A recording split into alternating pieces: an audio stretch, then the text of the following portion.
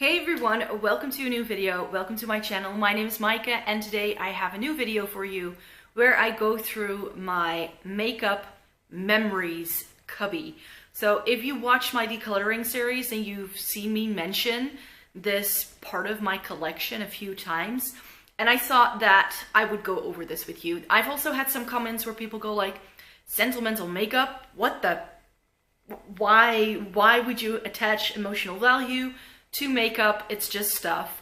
I tend to buy quite a lot of my makeup when I'm traveling, so a lot of the products that I have are attached to memories of trips. So I don't buy souvenirs or things like that. I buy makeup. That's my souvenir. There's also products in here that, for instance, were my first high-end something, or that again have like a limited edition behind it or something like that. So they are products that I'm somehow proud of having, and that I don't want to declutter, but that I no longer use, either because they are too old or because I don't want to ruin them if they were limited edition. And there's a real mixture here of different products. I've got Essence and Catrice stuff in here, but I also have Dior and Chanel in here. So it's very much going from like more budget-friendly stuff, but also to more high-end stuff. So let me just start with the biggest product that's in here. If you watch my eyeshadow palette declutter, I will link it in the eye above, then you will have seen that I felt that this definitely had to go out of my main stash. The quality of this palette isn't the greatest. These shadows are all quite powdery, and I mainly kept it around because it has this seafoam green shade, which is a shade I don't really have in any other of my palettes. And this is absolutely massive. It has a really great mirror too. And I remember that I bought this on like one of my trips to the US. I think it was the first trip to the US that I took after I really got into makeup. So I remember Lorac at the time still being sold at Sephora, for instance. And I knew I wanted to buy an eyeshadow palette on that trip. This was like before eyeshadow palettes were like super duper like hyped up. I think we had Naked One. Lorac had like the Lorac One out. Kat Von D still had the little palettes. I remember that. And I remember thinking, okay, I'd like to buy, I think it was Kat Von D or Lorac that I initially thought I was going to buy. But then I spotted this, and this was limited edition. It's the Sephora and Pantone Universe palette, and it had all these different shades. And this was back when I didn't have a lot yet, so this was definitely a palette that I was very excited about and that I used a little bit when I first got it. But yeah, this was one of those things that, you know, just brings me back to picking this out in Sephora. I think I spent a good hour or two in there getting help from different MUAs in there to try and pick what palette might suit my makeup taste best, and I ended up picking this one, and in the end I was very happy with it, and it just brings me back. It's just that trip all over again whenever I look at this palette, and I know that that's very weird. I just have that connection to this palette, so that's why I can never get rid of this. And everything else that I have, because I think that if you saw my declutter, you might think, well, Maaike, that makeup memory part of your makeup collection is going to be overflowing in no time, but it's actually just this. So it all fits into one of these small-sized scub organizers from IKEA, and let me just pull some things out that are in here. Again, something that is in here is this. This is a Marc Jacobs palette that I love. I bought this from Sephora in France a few years ago when I was, again, traveling. I did a big Eurorail, like Interrail trip a couple of years ago by myself. I went to, I don't know, 7 or 8 different cities in the time span of 3 weeks. So that was quite epic, sort of to celebrate my 30th birthday. And I picked up this palette on that trip, and yeah, this palette, again, just like the Sephora palette, I look at this and I'm in the Sephora in Paris across from La Galerie de Lafayette, and I'm picking this out. Like, it's that memory attached to it, and that was a really great trip actually. So saw lots of great things, met lots of great people during that trip. So this palette just brings me back to that trip. Products that I don't necessarily have an emotional attachment to, in the sense of I picked it up while I was traveling, but again, these are things that came up in a recent declutter. Let me see, yeah. So, and it's these two highlighters by Dior. Now, the first one I ever picked up is this one, and this is a gold highlight that sadly is too dark for me. This is the, what's it called again? Nude Tan Transit Edition. So this was limited edition. It has a really cool pattern, and the packaging of this is not plastic. This is still like a, well, it's not steel, but it's like a very heavy sort of metallic packaging. And then later they switched it to plastic. So this packaging they no longer do, but this is very sort of heavy and very sort of special that way. And that was one of the very first Dior limited editions I ever picked up. But I also bought this one. This is Glowing Gardens. And this, I'm not sure if you can see that. Let me see.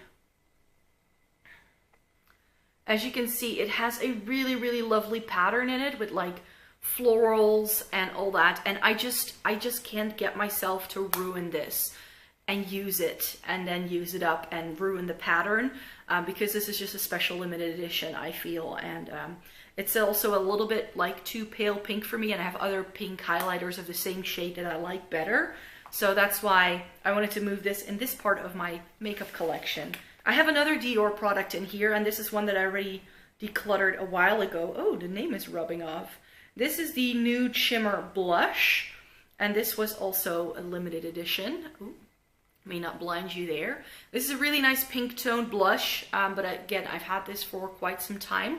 It's probably expired by now, and it just, again, has a gorgeous pattern.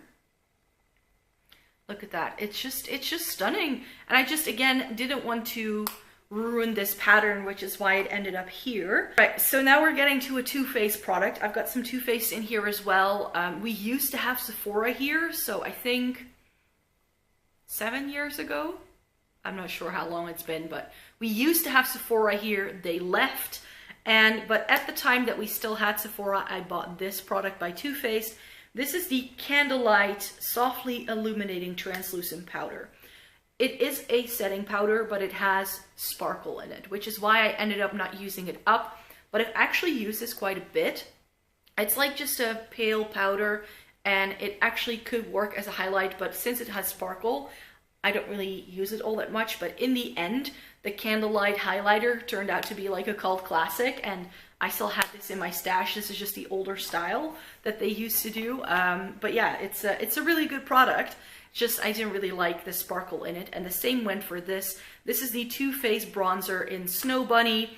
At the time, I was really looking to try a new bronzer. As you can see, this has gotten a lot of love. But this is too shimmery for me. And the shade of it is nice, but it is a bit shimmery, and I like bronzers that don't have this like pink tone in them. So this sort of works more like a blush on me than anything else.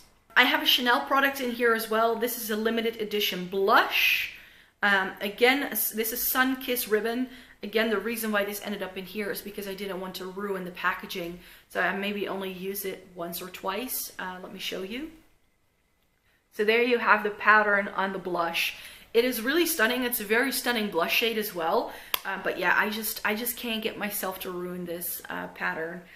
It was an expensive product. I had been lusting after a Chanel blush for such a long time, and I just couldn't find a shade or something that I really truly liked until I found this. So that's why I ended up buying that product. We have mostly affordable stuff left. Catrice used to do these. This is one I just recently decluttered. This is the multicolor blush in Strawberry Frappuccino. This is how I found out that I like pale blush. This is such a pale, like peachy pink shade. It's sort of like very milky, very light. I wasn't wearing this a whole lot anymore, but this was also the first Catrice blush I ever bought. And Catrice being one of my favorite makeup brands, I knew I had to put one of their products in here. There is another one in here, by the way. But yeah, that is my Catrice blush. And I have an Essence bronzer in here. This is the Lights of Orient bronzer in Sunkissed Beauty. I don't wear this a whole lot, but this is the only bronzer by Essence that actually works on my skin tone. But again, look at that pattern. Isn't that just a stunning, stunning pattern? So again, I can't get myself to ruin this any further. I may want to pull this in sometime when I do another like full face of Essence products again, so that I have a bronzer on hand. But I now have a new like face palette, and the bronzer in there works quite nicely too. Another Essence product in here is this eyeshadow palette, which is from the same limited edition collection as the bronzer. And this is a stunning little eyeshadow palette, but look at this packaging. Isn't that absolutely stunning? So this is again from the Lights of Orient collection. And as you can see, this didn't get a whole lot of use. I have tones like this that are very similar in other palettes that I like better. But this was a really good palette from Essence actually. And it just has a very, very stunning packaging. This Lights of Orient collection was one of the first Essence collections that I sort of was able to buy and then review on my blog. So it also had a lot of views. And another thing that's sort of linked to that is this Catrice eyeshadow palette. This is the London collection Eye and Cheek palette. This was a limited edition collection called The Big City Life.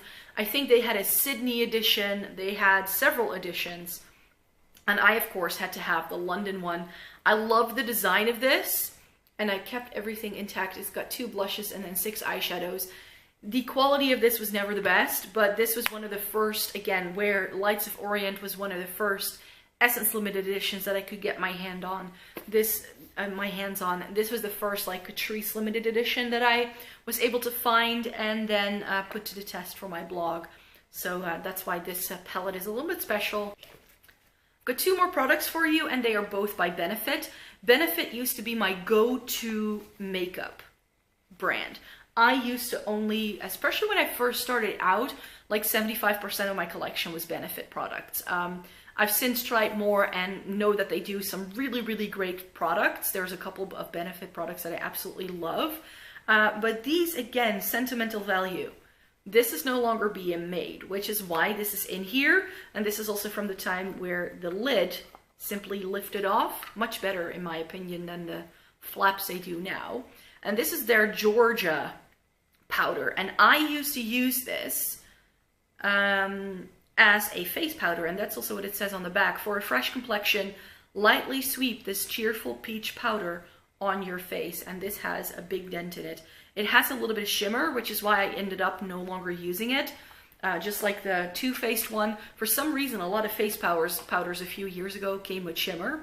I don't know why, but this is just one of the first makeup products I bought when I really got into makeup, and that's why this is in here. This has all the memories attached to it. So this is sort of like the start of my makeup journey right there. And another product that I bought on a trip to London, I think it must have been my first trip to London back when I got into makeup, and it's the Smoke and Ice palette by Benefit. And the reason why this is in here is because this used to be my go-to, I'm not sure if I can show you this, my go-to travel palette. It has brow stuff, which I never really got around to, but this gray shade in the middle has a huge dent in it. I really love this for like a simple smoky eye. It came with a little brush and a bit of eyeliner. I was using this all the time. Any trip I took, whenever I had to go and sleep over at someone else's place, I was digging this out, and it was just a great little palette. I remember buying this in Harrods. This is one of the very few things I ever bought in Harrods as well. So yeah, this was just a good one, an oldie but a goodie. I don't think they do this anymore, but it's just a very, very nice sentimental attachment I have to this because, you know, again, London is one of my favorite places to be. I just went there. I did try to vlog my London trip, and yeah, this just sort of brings back memories of London for me. I was already closing off this video, and then I realized that I still have this. This is a box that I got with like Dior stuff a while ago, but this, in terms of memories, wow. Got 2 perfumes in here. And I got these perfumes from my aunt at a sleepover when I was a kid. So this is sleepovers when I was a kid. And then I still have one ancient, this is almost vintage, eyeshadow from Bourjois. I used to wear this all the time when I went clubbing, this kind of green shade. I absolutely adored it. I wore this for most of my teens, so that's why I no longer use it. And then I have some of my very first makeup purchases. I thought makeup had to be expensive, so I used to wear this Chanel white eyeshadow all over the lid. Loved it. And I have this YSL pink eyeshadow that, again, I used to wear all the time. This has a big, huge dent in it. After like a year or two, I realized that makeup didn't have to be that expensive. And then this is a little mini Dior palette that I once got with a mascara purchase. Again, really, really cute. And then my parents once brought me back these perfumes from a French perfume brand when they went on vacation. So that's my parents in there, and I've got some other like family bits and bobs in here. So in terms of memories, these even go further back than the things I just showed you in the other cubby. I just realized I still had this lying around too. So yeah, without further ado, this is now the end of the video. I really hope you enjoyed walking on a trip down memory lane with me here. And let me know in a comment down below whether you also have sentimental makeup. Yeah, I really hope you enjoyed watching this video. Please give it a thumbs up if you liked it. I would love for you to subscribe to my channel if you'd like to. I make new videos 3 times a week on Tuesday, Thursday, and Sunday. And without further ado, all I can do is thank you very much for watching, and I hope to see you in my next video. Bye!